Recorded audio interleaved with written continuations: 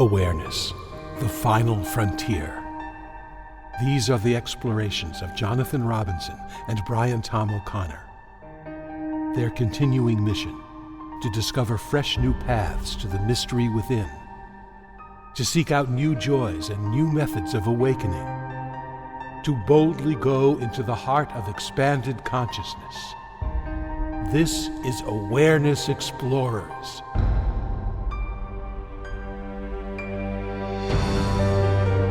Well, welcome, fellow explorers of the inner realms.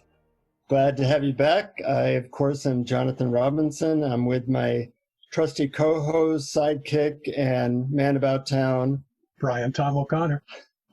There you are, Brian. We're very thrilled to have two people here who are guest explorers that Brian will introduce in a moment.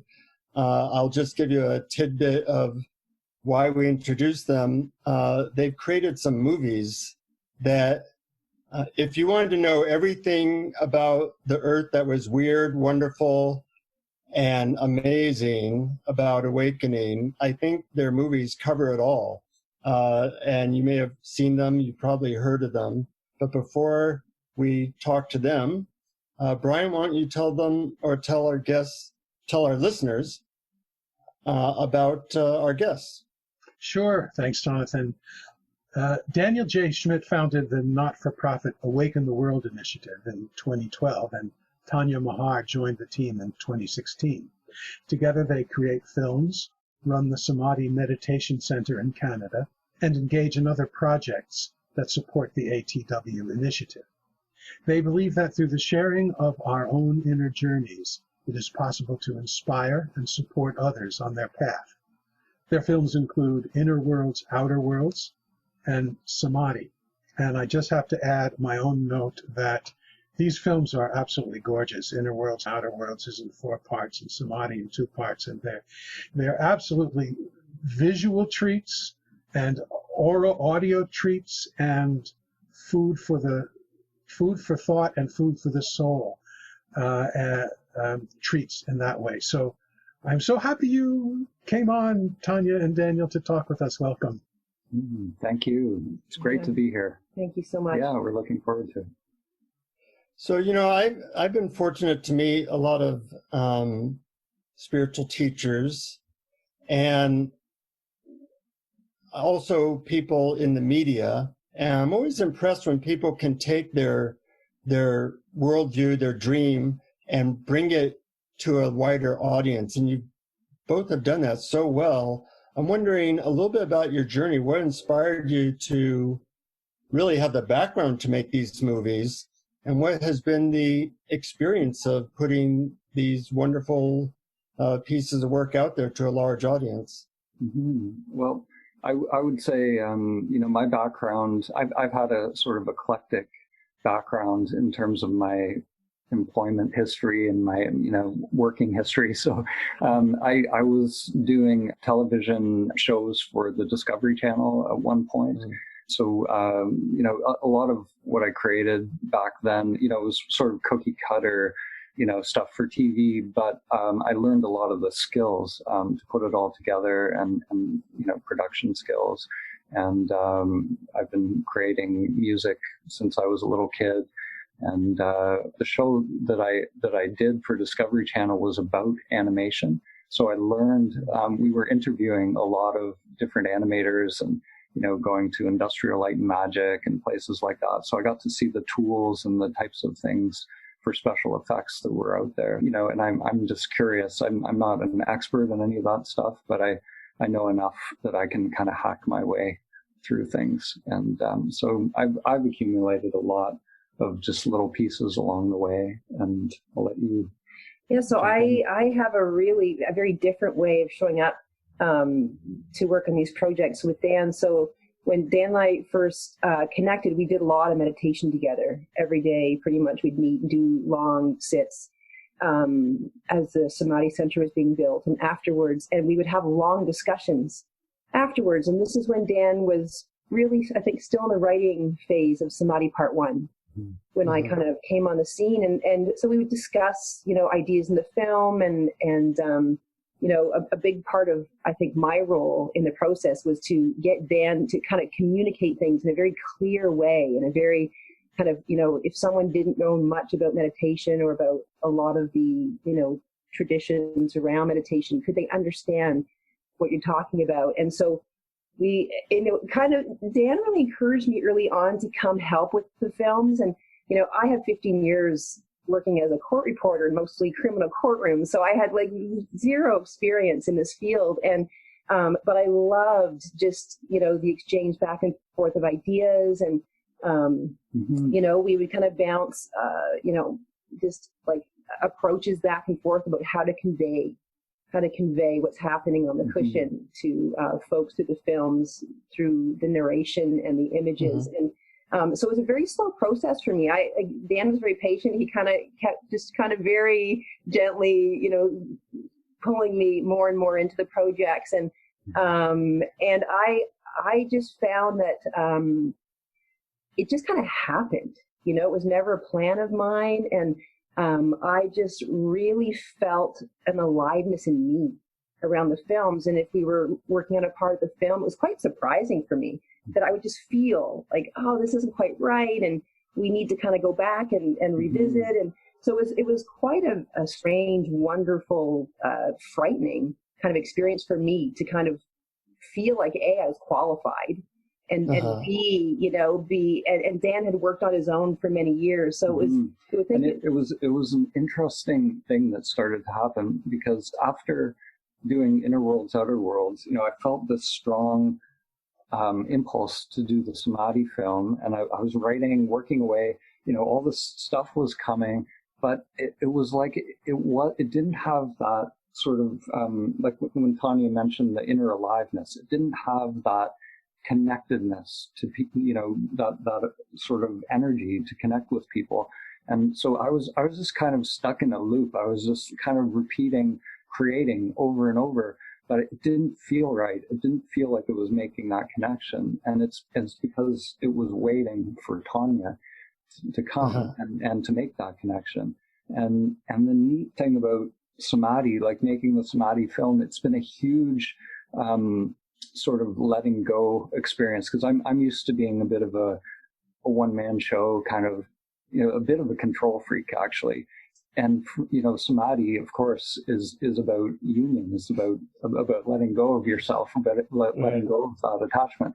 So literally, in order to deliver, to be an effective delivery mechanism for the film, I've had to really go through, we both have sort of had to meet in this way where, there's been a lot of friction, a lot of challenges as we go through our path, kind of stripping away a lot of the nonsense that it was preventing us from, letting it come through in a more pure way, I guess you could say.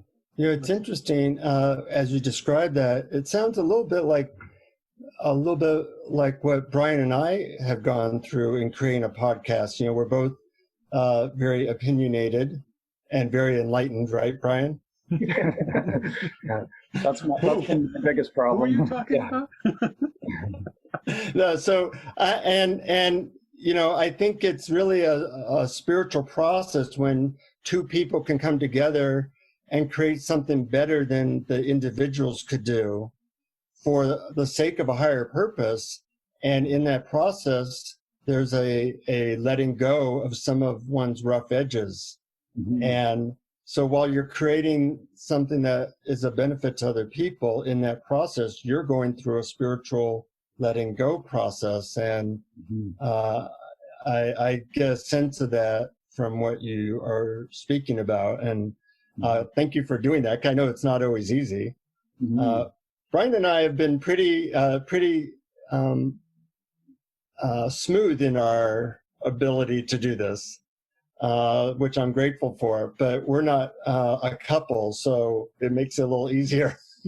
That's right. And we're doing the Samadhi Center as well. So, we're both sort of going through this process. At the beginning, we just felt the impulse to do it, but our teaching skills were not that great. So we've gone through a huge evolution there, and it's been like being in school, watching people go through doing these 10-day retreats and just seeing what's happening, watching the different facets of the journey for different people. And so we've been, being educated in many different ways through this process as well. So it's, and there's been a lot of friction, and, it hasn't been an easy ride for sure. It's, but a real accelerator too, in terms of, heart opening to really. Well, that's it. And I think those two things go together. Like, we can be like mirrors. Like, Tanya shows me all the things I don't want to see about myself, the hard truth a lot of the time. And I try and do the same for her. And that is what allows love to be there, because love is not separate from that truth, because a lot of what passes for love is I think kind of clinging and attachment and, some idea of how things should be. But, that truth of what we are, that we're not these limited characters that we're playing out, that to stay connected to that truth requires, I think, a lot of, willingness to see things that are not always pleasant. That was just the word I was going to say. It sounds like willingness to allow yourselves to go through this and to stay open to things as they change and things as they might not go as you want seems to be so key. So it's great to hear you say that. Mm-hmm.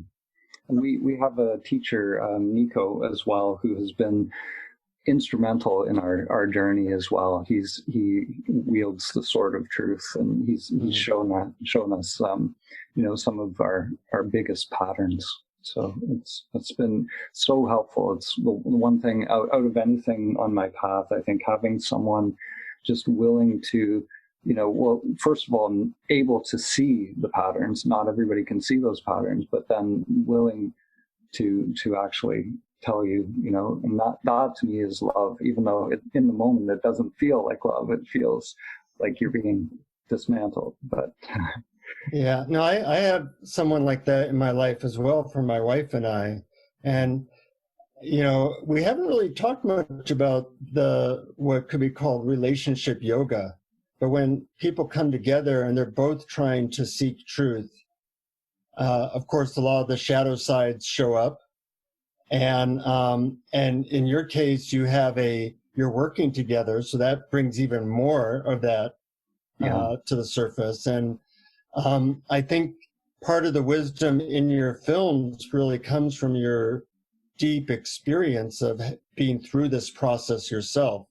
That there's a depth conveyed in it that might not be conveyed if it was just like an intellectual thing. Mm-hmm. Mm-hmm. For sure. Yeah. And one of the Brian, you took like 9 pages of notes on their films. I'm wondering what you. It's true, I did. Well, a lot of it was because you so generously also provide PDFs of the text of the film. So I said a lot of it's just copying and pasting my favorite quotes. But one thing that struck me was, because it starts with a lot of talk about symbols and cultures in ancient times and up to the present, across all cultures. It reminded me so much of the Joseph Campbell interviews with Bill Moyers, The Power of Myth, I think it was called.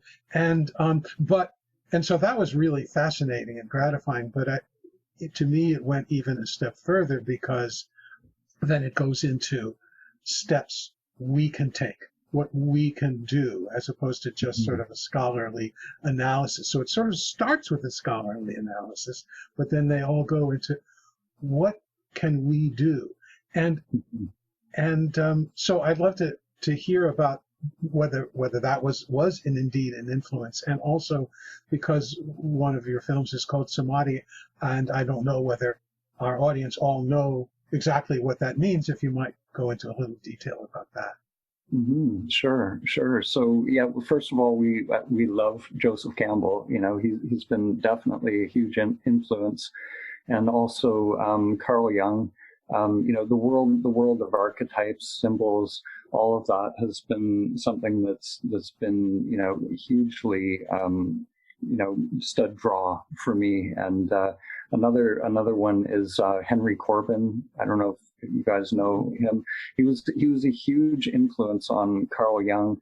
He was sort of a master of Islamic studies and really into the Persian teachers. But he talked a lot about the imaginal realm, which he distinguishes from imaginary. The imaginal is really the subtle realm, the intermediary realm, which is composed of archetypes and many different worlds as well. So I've been really interested in that. A lot of it has come out of just weird experiences that I've had, that I've tried to find other people who've had similar experiences. Do you want to talk a bit about that as well? No, I think it's good. No, I think you. Yeah, and for Samadhi, to me, like, Samadhi is it's an interesting thing. Like, I think it means literally union. Union with all the different parts of ourselves. Realizing our true nature. So realizing that we're not this limited being, but there are these other hidden levels of self that exist. In the Upanishads, they talk about how there's the mental and physical, which is what most of humanity is living on, but we have the subtle realm, the higher mind realm, or the Dharma realms, and then we have the causal realm, and the Samadhi is realizing this awakening, or realization of this true nature that that sort of penetrates or permeates all of these realms, because all of these realms are Maya essentially, but there's an awakened sort of beingness, or sometimes I call it primordial consciousness, that if when that primordial consciousness awakens and doesn't come and go, which for us it's still coming and going, we get good runs of it sometimes, but that's the big sort of enlightenment, which in some traditions, or in Vedanta it's Turiya, that presence that doesn't come and go, that divine presence.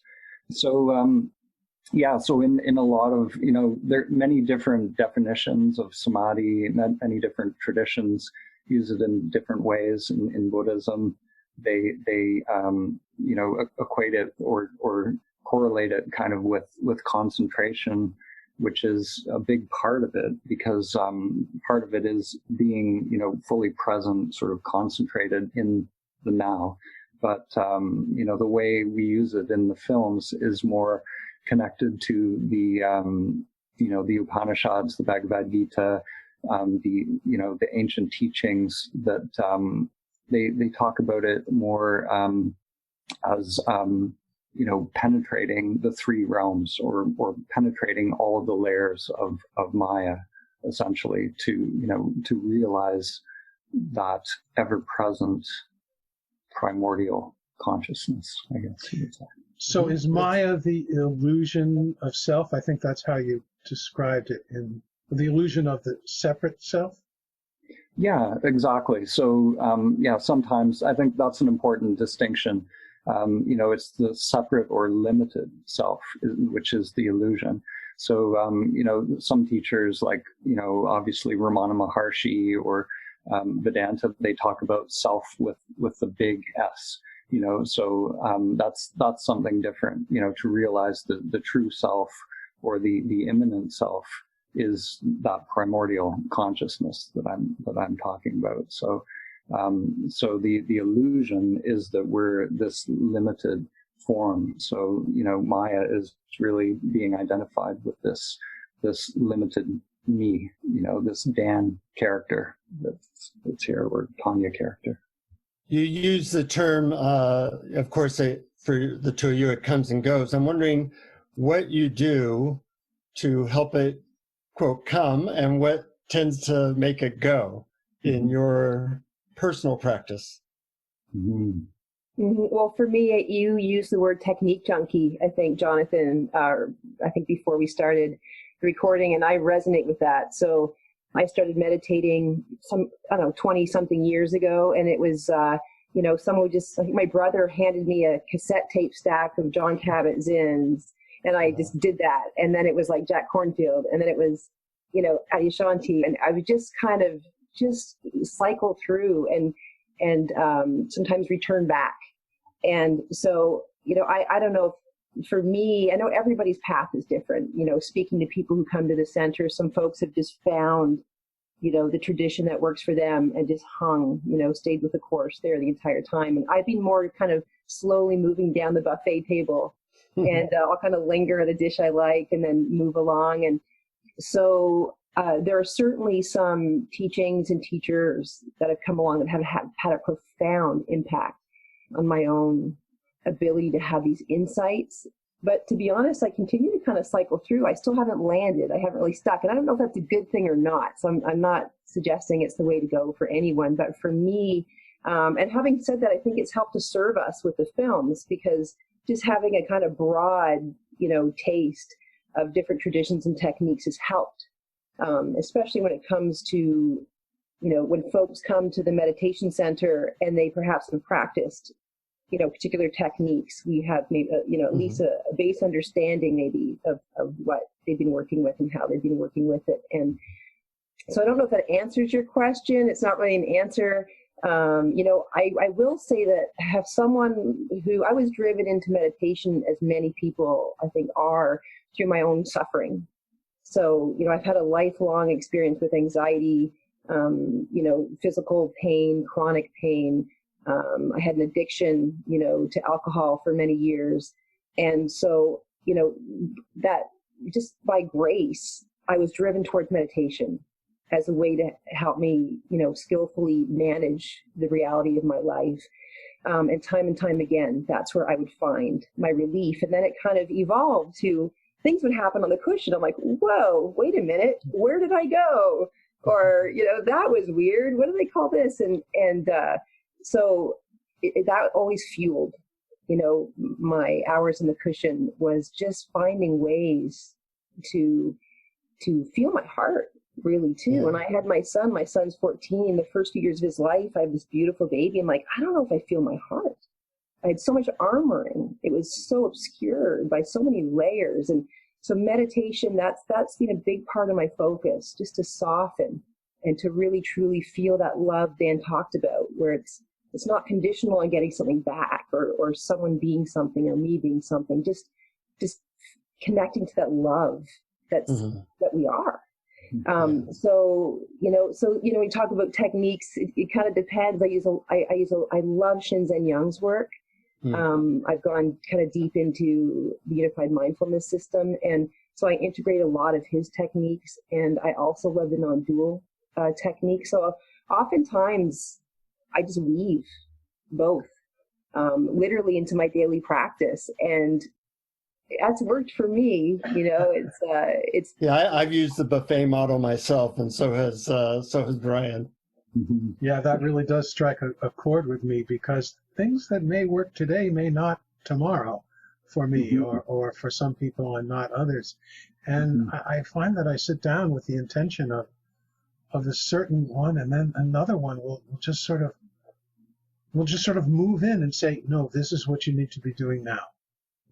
And that's exactly, we talk about the techniques as being sort of stepping stones, or like a thorn to remove a thorn. So, because the techniques themselves are conditioned, they're obviously something that you learn, but the Samadhi state, to enter into that state, it's a state, it's an unconditioned state ultimately. So these techniques can be useful to, if they're big conditioned patterns, you can break up that operation of the self structure.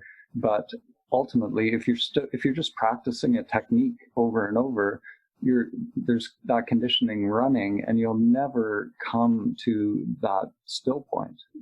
So I think, I love Vedanta when they say, it is a thorn to remove a thorn. You have to be willing, or, it's almost like if you do the technique long enough, it kind of, whatever you're doing, if you're observing the breath, it's like this alchemy starts to happen, and it's like you just merge into it, and all of a sudden there's just breath, or you're just breathing. So it's almost like the technique extinguishes itself if you do it long enough, I think. Yeah, and I find that no matter what technique I'm using, let's say nothing is happening, or let's say I'm still lost in thought, or I'm not really entering into the state of being aware of awareness or samadhi or whatever you want to call it. It's practically always because of one or two reasons. Either one, I'm trying to recreate some experience or state I had in the past, or I'm trying to prevent or get rid of some feeling or experience I'm having now. Mm-hmm. That's a profound insight. Yeah, that's so important, I think. When I had my first samadhi experience, I spent several years after that trying to recreate that experience. My mind was desperate to figure it out. And the reason I had it was because I was a complete beginner. I went into the retreat with beginner's mind. So I had no idea. I just kind of mindlessly followed it. And then, but then my mind was like, okay, I did it. The mind took credit for it. And it's like, okay, I did it. How did I do it? And then I'm trying to recreate the circumstances. But it was because the mind wasn't involved that it happened in the first place. So it's so tricky how we try, we have these openings, and then it gets appropriated by the ego structure over and over. And it's insidious how it works. Yeah, it's hard to get that the way in is to be totally okay with whatever's happening. That full allowance, even of hell, leads to heaven. Mm-hmm. Yeah, that's it. And the equanimity, or whatever you want to call that, being okay with what is, and it's tricky because you can be in a state where you're not equanimous. But you can actually, there are these meta levels of it. So you can be okay with the fact that you're not equanimous. And so that there's always this sort of stepping back into this awareness that, I think there's always a crack, it's like, was that Leonard Cohen said there's a crack in everything. So I don't know, there's always a little, a possibility of letting go or stepping back a little bit. Yeah, we both love that Leonard Cohen line, there's a crack in everything, that's how the light gets in, or something like that. That's it. Yeah. Yep. Yeah, I like that. Mm-hmm. So for me, my sadhana, and my, like the Samadhi part 3 is really about sadhana. It's about, the practices. And I think a big distinction, one of the most important distinctions in the film is that Samadhi is a state, it's like the fourth state, this awakened state, but there's also a stage of Samadhi. There's also this developmental stage, and that stage is really, it's working within the self structure. It's, it's the wiring, the rewiring the inner lotus, the chakras, in spiral dynamics, it's all, the spirals, however you want to describe this sort of unfolding development through the self structure. And to me, that that's what allows Samadhi to become a more permanent acquisition, is we're working through this human process and developing the subtler and subtler wiring so that we become sort of a purified vessel to be more permeable, I guess, to that awareness. So for me, it's the farther I go down that road, yes, like we still do the practices, we're still running a retreat center. So a lot of the times where that turiya becomes present for me is during intensive practice, usually at retreats, or We're also doing iboga retreats with meditation. We're calling them I am retreats. So it's iboga assisted meditation. And, you know, so those times of intensive practices are definitely when, you know, that sort of awareness becomes present.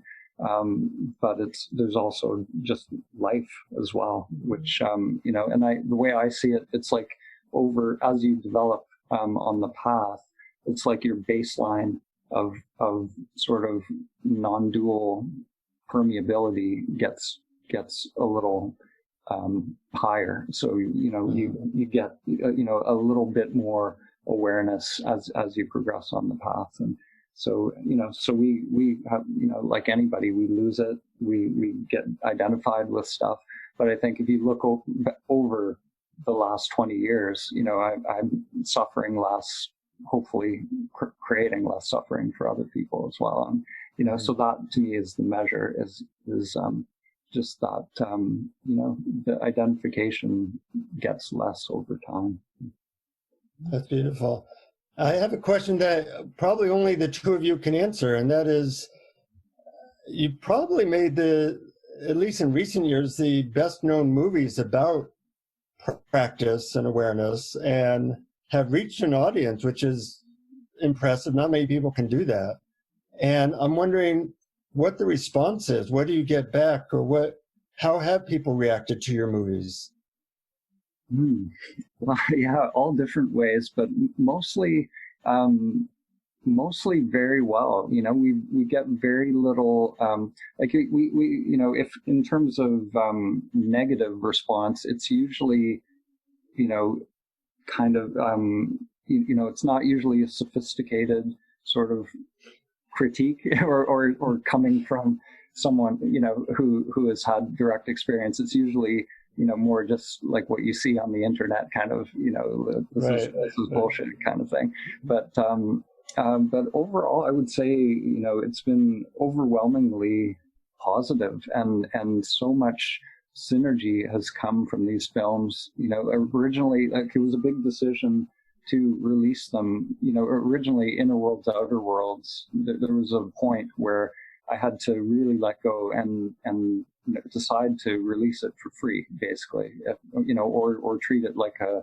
regular film and try and monetize it and everything. And by letting it go, it's interesting, like the synergies that have unfolded from that are incredible. We've connected with so many artists and musicians who've contributed to the other films, and, you know, just a lot has, you know, we have connected with people recently who are supporting the Awaken the World initiative. We have a sort of benefactor who's recreating our website for us, you know, creating like a world-class website that's going to be out in a couple months. So none of this we could have predicted. So, you know, I think it has been a journey. I feel like it's, you know, we're part of something, you know, because people reach out from all different parts of the world, you know, telling us how, you know, they're doing the same thing, or the, you know, the film, like if they could have created the film, you know, that's the film they would have created. And it's like they're already doing the work. They're already doing this same sort of purification and evolution. So, you know, if anything, to me, it makes me feel that we're part of something bigger, you know, that it's already happening, and that, you know, and it's sort of a confirmation that we're, you know, we've created something that has that sort of resonance. That's beautiful. Yeah. Mm-hmm. I know in our better days, Brian and I feel that with this podcast, because people will approach us and say, "Oh, I really like that one." And it's really important, especially in this day and age of so much separation, to feel like you're part of a movement, you're part of a growing family that understands each other. And you know, I used to be part of a spiritual community where it was very easy to feel that. A few years ago, I left it. So now I really look for, oh, that's a soul of the same tribe. And that's a really good feeling, to be able to support each other in this endeavor, which is not that popular in a cultural level. Mm-hmm. Mm-hmm. And that's what really strikes me. You know, we have these online Zoom meditations, and you know, I couldn't tell you how many people have seen the Samadhi films. I don't look at the YouTube. I don't look at the comments. I kind of forget sometimes that people see them. You know how it is. You work on something, and it gets birthed. And then, I mean, we always have overlapping projects, so we always have 2 or 3 other projects that are probably in progress. And so I just kind of hunker down. And so my inclination isn't to, I get a bit surprised sometimes when people reach out and say, hey, the film really had a profound impact. I'm like, oh, wow, yeah, right. There's the films out there, and people are seeing it. But what really, I love what you said, Jonathan, about that community, because what I'm finding is there's so many people contacting us that is like, look, there's no one I can talk to about this. There's no one in my community. I don't have a meditation group or a teacher or a friend. You know, we don't consider ourselves teachers so much. It's just friends. You know, we're friends on the path. We share our experience. We learn so much from other people's experience. And so these calls to me, I often by the end of the call, I'm like, oh, my heart is so full, because, you know, it's just such, even on these little squares on the screen, it's really surprised me how rich and real the connection is, coming together live and practicing together. And you know, we do these 1-hour online meditations. We do a number of 2 a week. We do now a 30-minute and a 1-hour guided meditation, and Dan and I kind of take turns leading it. And oftentimes we do the 1-hour sit, and then our Q&A reporting sharing time is like 3 hours. And I'm like, oh, we got to like try to trim that down, because that's like, you know, because people just, it's just such a beautiful space, and to have that opportunity to connect and share our experiences on this path has been, to me, one of the most beautiful kind of byproducts of reaching these folks. Mm-hmm. Oh yeah, and I think it does inform the stuff that we're working on as well. You know, being actually connected to people, and it's amazing how it's uncanny actually how, you know, the person you'll be talking to will bring something to light that is exactly reflected in what we're working on. So to me, it's a giant feedback mechanism. Yes, I've heard a lot of people talk about a shift from the master-disciple paradigm to the friend paradigm in spiritual circles, and I've witnessed that myself. It's, you know, it's amazing the collective wisdom that's there among just the people you know and have met through following particular teachers or going to retreats or meetings or meetups. Yeah, I think you know, the guru is an archetype. So it is, you know, it's a pattern essentially. And you know, to me, you know, I don't feel like I would want to take on, you know, an archetype or a mask of a teacher, because then there's this expectation that you have to be a certain way, and you know, you sort of follow this script. So to me, like, to be truly free is to be free of being any kind of teacher or guru. And you know, like, to me, the purpose or the real sort of guru is just someone who has realized samadhi, and they just keep pointing you into yourself, you know, and they do that out of compassion, and but they're not playing some role to do that. They, you know, like the person that we are connected, we refer to him as our teacher, Nico. But he isn't, he's living on a farm. He's a farmer, essentially, just living his life. But he feels this incredible desire to, because of his own realization, he has a huge heart. He just wants to help people to realize who they are. So he'll tirelessly work to that end. But it's not, you know, he hasn't, you know, you'll show up and he's just in his rubber boots, and he's like, you know, the most grounded person you'll ever meet. So, and to me, that has been an amazing example to let go of all this kind of spiritualized, you know, baggage and nonsense, because I created a strong spiritual persona at one point, and when I was living with my ex-wife, we had a yoga meditation center, and I had this idea of being something, being this teacher, and it was holding me back on my path. And of course, Nico, gave me the sort of truth on that one, and Tanya as well. So.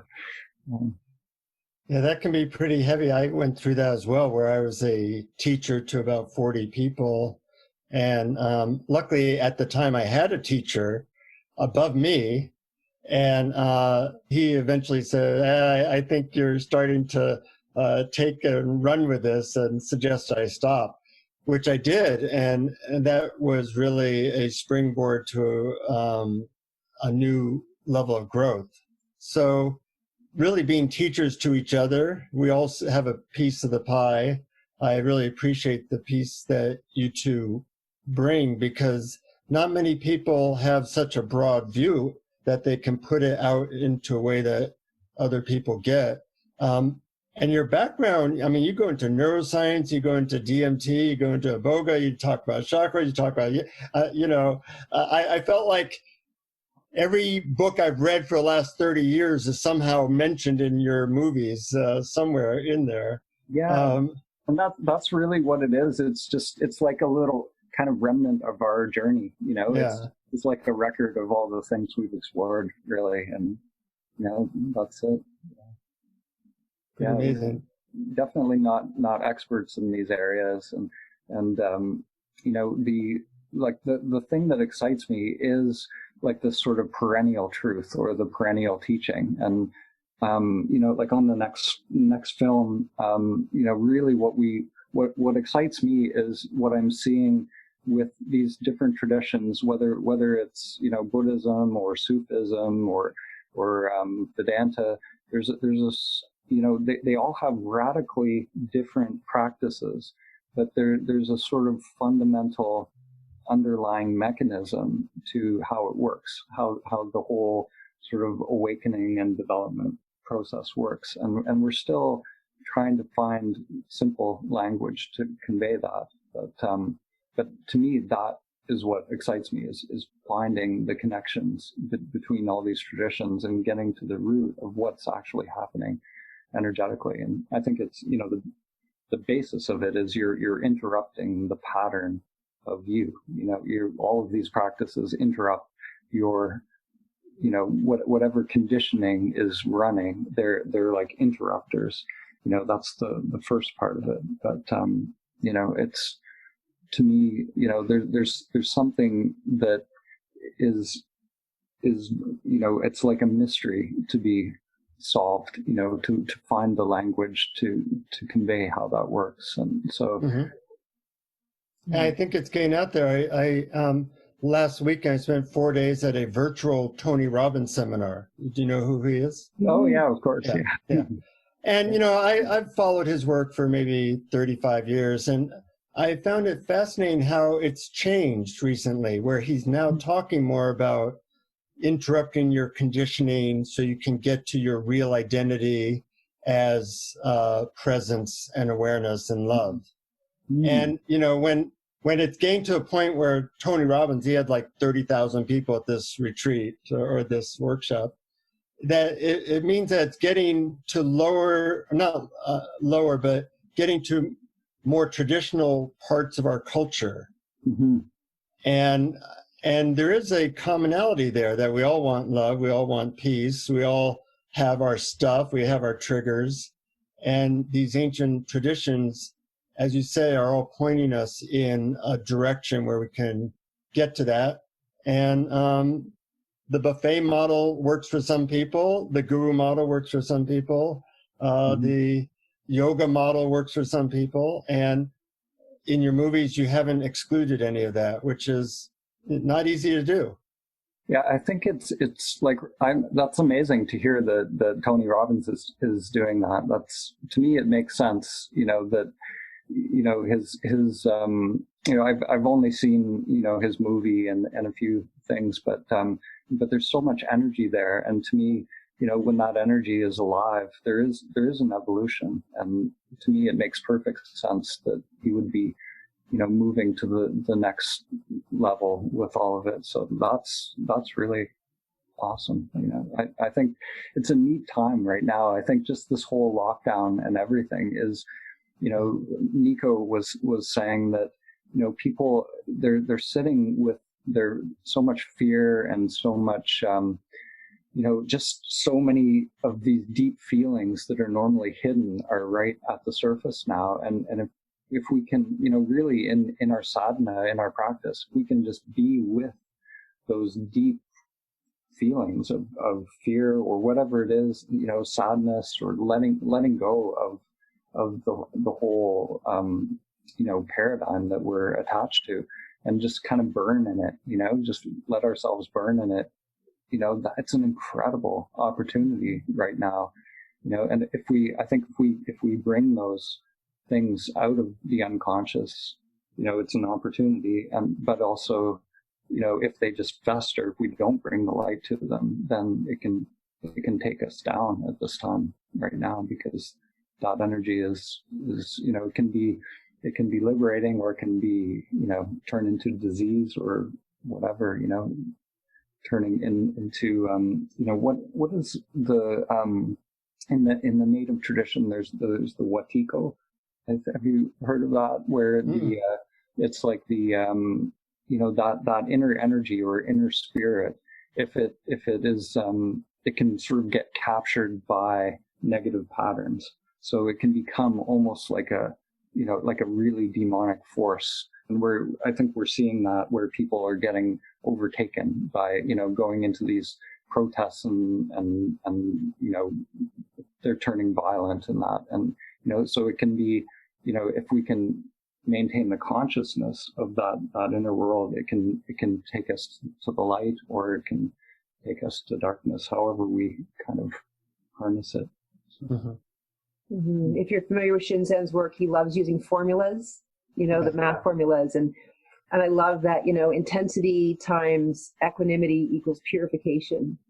And I just love, Dan's mentioned our teacher, Nico, a few times. And I would go work with Nico, and I would have a lot of fear. It was my ego. I had literally my body would vibrate with fear, because I knew going to see him, there's no hiding. It's right. You're going for the sword. And he would be like, that's a good thing. That fear that's filling you is an energy. It's a strength. So when you can shift your relationship to it, it's an amazing, accelerator in terms of our ability to access and purify some of that, those blockages, those parts of, myself, sankaras, whatever you want to call them, that are stuck. It's a great access point. But I think, with the caveat that it's great to have someone you can talk to about it, a friend or a teacher, because I think, we've also been contacted, especially since COVID, quite a bit in the last few months, by people really struggling, very fearful, strange phenomena happening, just really nightmarish experiences. So, I think it's really important that if we're going to turn towards some of these intense challenges, that we have some kind of support system in place, because it can be very disorienting and just straight up scary. It can be a very scary place to walk by yourself. So,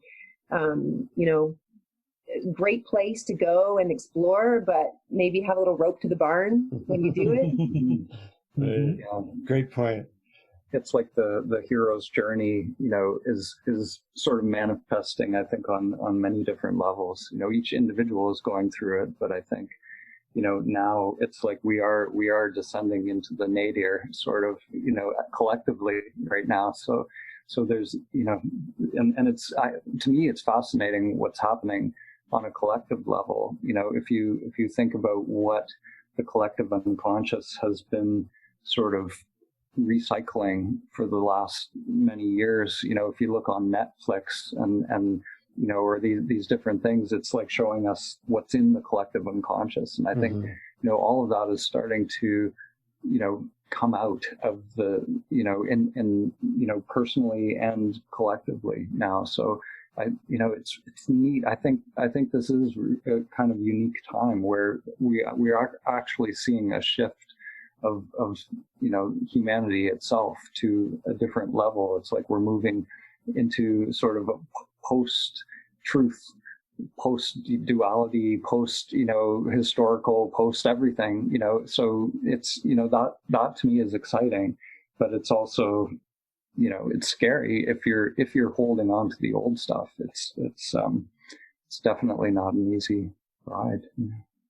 Yeah.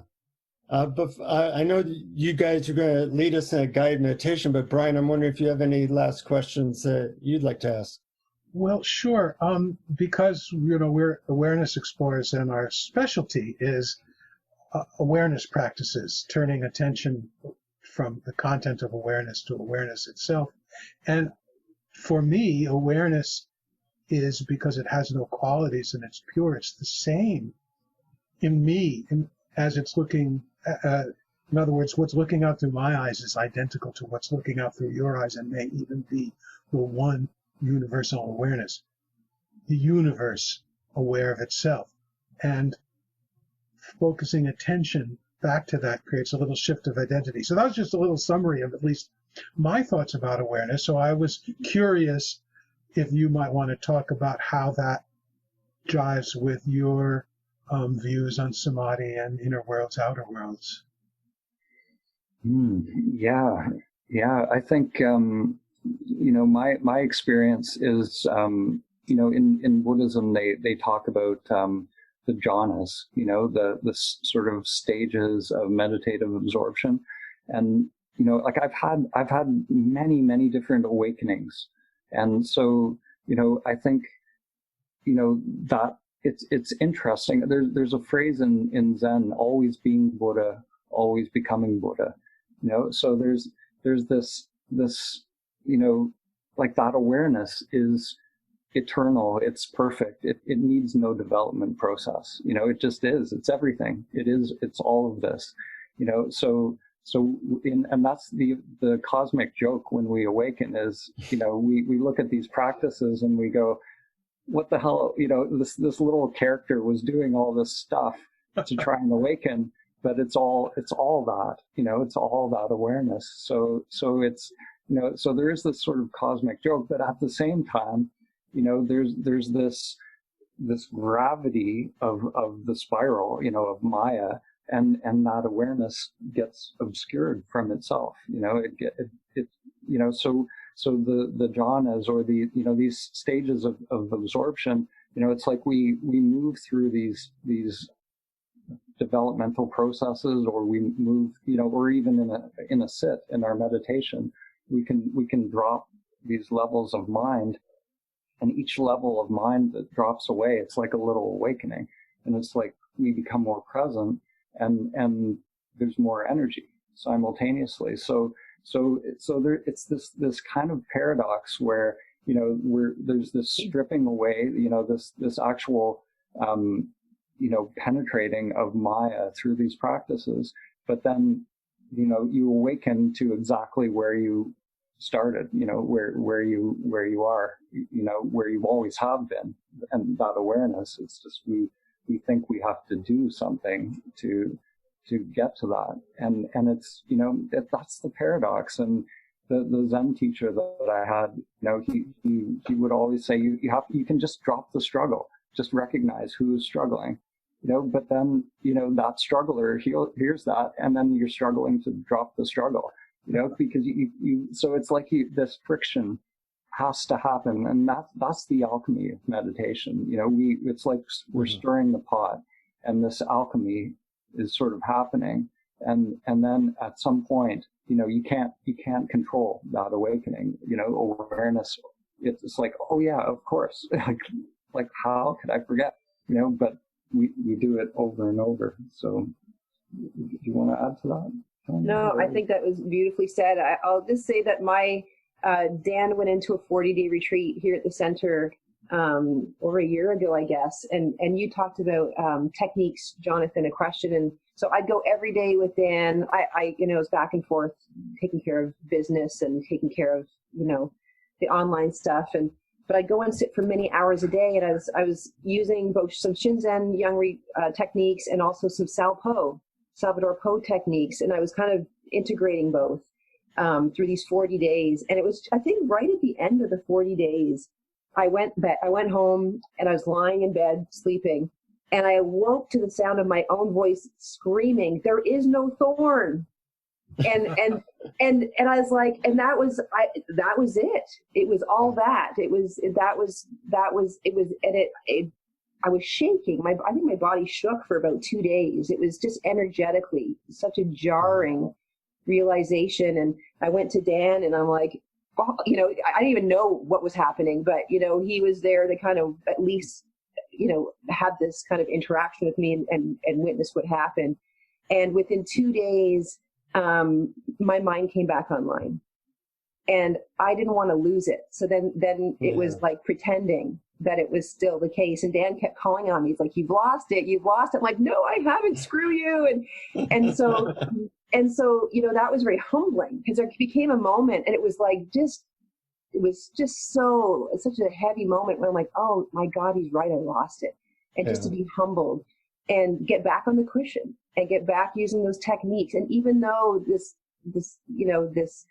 understanding had awoken in me, I realized that wasn't enough. You know, like that the ceiling fan still had some momentum.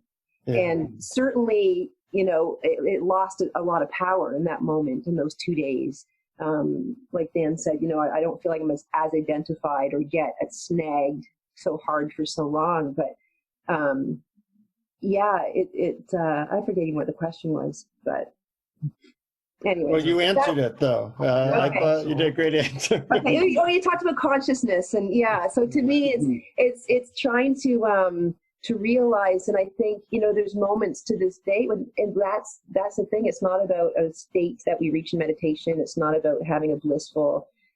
It's about like literally this moment here as it is. What's arising and passing in every now, which is all there is, the now. And so just taking some time, whether it's even a few minutes in a day, to stop and to remember. To me, like I think Dan said it very nicely, makes me more permeable. So even if I get snagged and identified and reactive, it doesn't go on for weeks and months and years. You know, the balloon can be popped a lot more easily. Yeah. Well, speaking of which, we could perhaps pop that balloon now by having you guide us in a meditation. And do you want to do that? Okay. And you said about 5 or 10 minutes? Yeah. Okay. Okay, so we can just bring our awareness to whatever is happening in this moment. Just letting this moment be as it is. And for me, meditation is really recognizing what is happening here and now, and being in this moment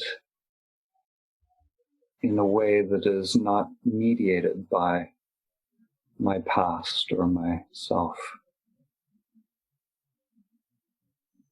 So as we observe this moment, just notice any patterns that may be in play.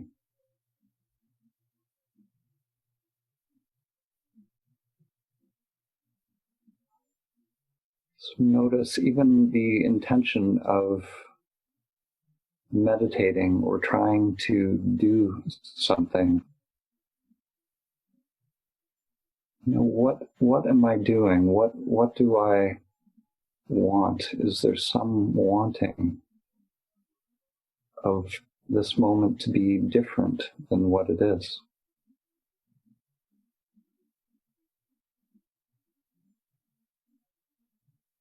Or can I be here now?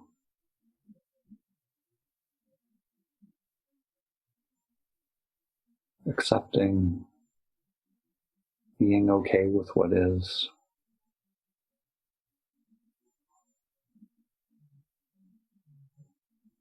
a lot of what pushes us out of this moment is our unconscious mind. So we can just take a moment to really feel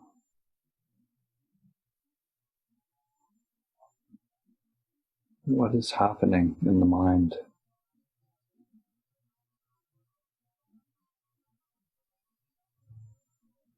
Is there a lucidity to this moment? Is there a real presence to this moment?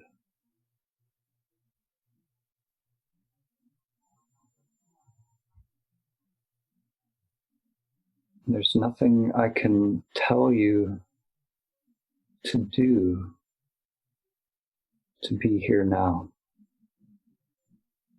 We don't want to add more doing to the mind.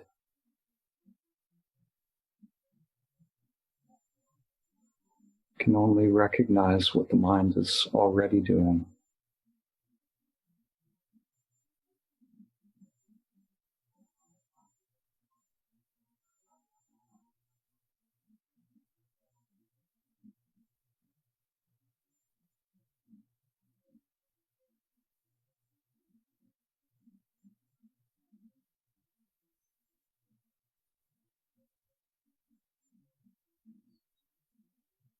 Just paying attention to whatever is arising in this moment,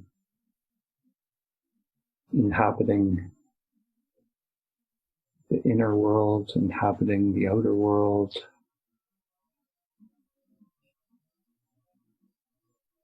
noticing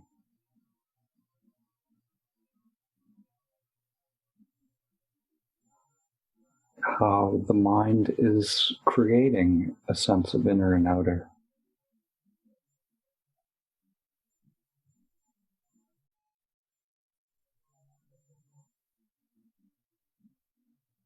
So we have this phenomena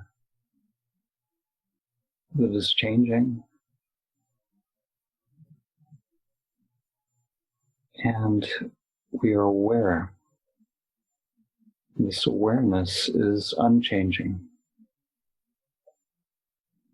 Awareness has no quality.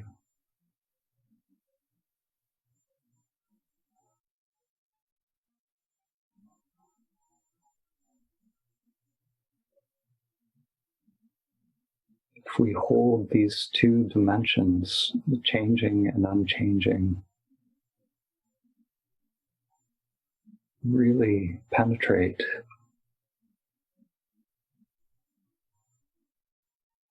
not by doing, but by being.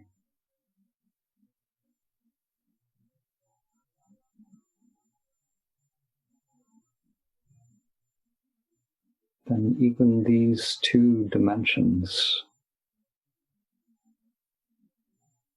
we may realize, are not two. As they say in Zen, not one, not two.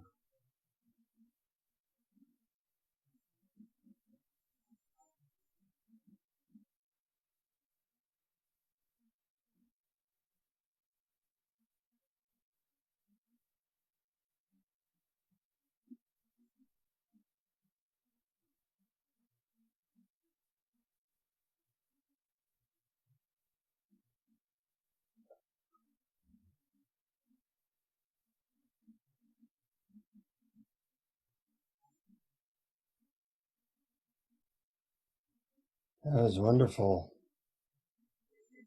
I can tell you've done that before. That was a very, I used to be in a Zen monastery, and that reminded me of those days. And I really liked the clarity of that instruction,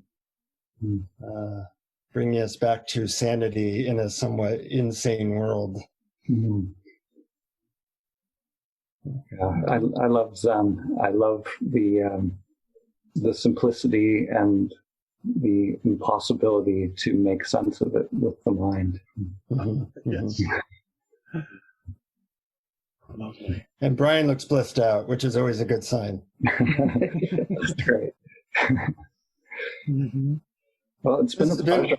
Yeah, a real treat. And, I just really appreciate how you've taken all that you've known and worked together to put out something that inspires people and reminds them of our true home. Now, you mentioned that Samadhi Part 3, is that a film that's in the works now that hasn't been? Okay. It is, yes. Yeah. So Part 1 was sort of why Samadhi is important. Part 2 was what Samadhi is. And Part 3 is sort of how to realize Samadhi. So it's about practice and about sadhana. So when does my non-Samadhi mind get to experience this? Because it wants more. Yeah, it's a good question. People, we try not to let ourselves get pinned down because we sometimes will create a film and it just won't be right and we have to toss it or scrap it. So we're hoping, probably early next year, but it's not up to us ultimately. Right. I understand. It has to feel right. So. And where can we find it when it comes out and find the other parts 1 and 2 and also Inner Worlds, Outer Worlds? Sure. So awakentheworld.com is the repository for all these films, and they're translated into about 30 different languages. Wow. There's 6 or 7 narrated languages, and the rest are subtitled. Awakentheworld.com, also YouTube. Our YouTube channel is Awaken the World Film, without an S. So it's just Awaken the World Film. Yeah. And you can watch any of the films for free, always, as well as access. We have some pre-recorded guided meditations. So everything's released for free.